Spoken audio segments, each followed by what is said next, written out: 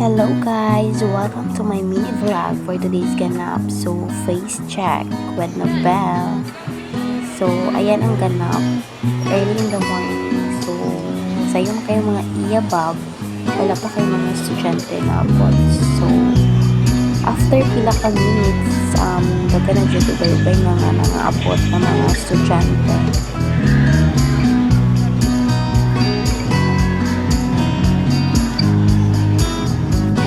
So, after pila ka minutes na po, naabot na pala po ang iyabab.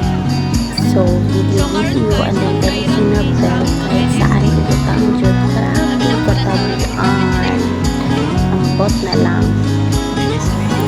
Actually guys, dry run rider na mo. Here in Fanmasi o Sigaligan Campus.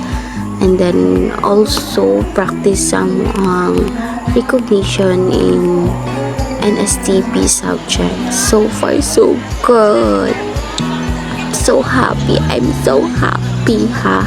Kaya yes, napila yung iyabab na to sa pagkuha sa certificate. So, it means na hindi magbalik o first year ang iyabab na to sa subject in NSTP. Yeah, so proud. So proud, yes! So, giigang na bang iyabab nyo na may pay na? Na may pay na, kay init na. So, it's okay lang. At least naman, makapasa at makakuha ang certificate sa NSTP. Yes! So, kanang part is magbaw-baw na mi sa front and then picture with my air girls. Diba? And then, yes, daghan mi mo paso sa NSTP recognition. So happy.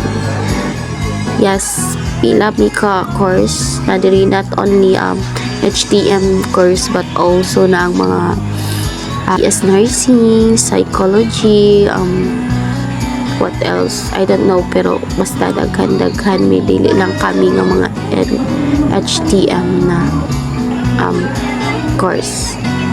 So yes, very memorable. OA jud ko oy. Yes, buo na ang amo ang pila ka floor in FINMA 4th. Yes, pero napa may mo open ay ha 8th floor. Yes, nami mo abotay pa, I mean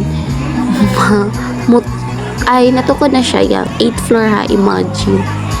Naka heels pa ka o 4-inch. Oh, bas kapoy na kayong 4th floor. Oh, about pagka 8th floor na. Patay na ang tiil sa iyabab na to. But it's okay. It's part of my life as a hospitality management student talaga.